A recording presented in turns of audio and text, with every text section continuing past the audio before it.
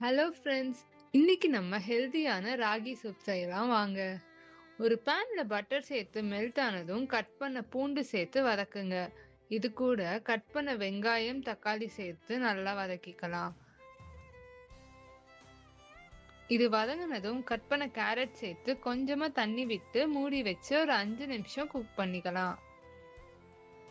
Carrot வெந்ததும் வேக வச்ச சோளம் அண்ட் பட்டாணி சேர்த்துக்கலாம். இது கூட உப்பு, கொஞ்சம் தண்ணி சேர்த்து திரும்ப 2 நிமிஷம் மூடி போட்டு குக் பண்ணிடலாம். இப்போ 2 ஸ்பூன் ராகி மாவை தண்ணியில கட்டி இல்லாம மிக்ஸ் பண்ணிக்கலாம். மிக்ஸ் பண்ணிட்டு 1 கப் தண்ணி அளவுக்கு சேர்த்து கலந்து இந்த சூப்ல ஊத்திடுங்க. இப்போ கட்டி வராம நல்லா கலந்து விடுங்க.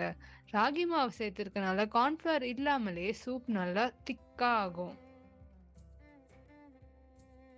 இது கூட மிளகுத்தூள், ஜீராத்தூள் சேர்த்து மிக்ஸ் பண்ணி ஒரு கொதி வந்ததும் ஸ்டவ் ஆஃப் பண்ணிடுங்க.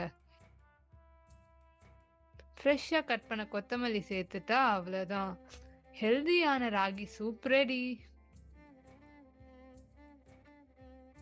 இது நல்லா மழை பெய்யுற அன்னைக்கு சூடா சர்வ் பண்ணா சூப்பரா இருக்கும். கண்டிப்பா ட்ரை பண்ணி பாருங்க. பாய் பாய்.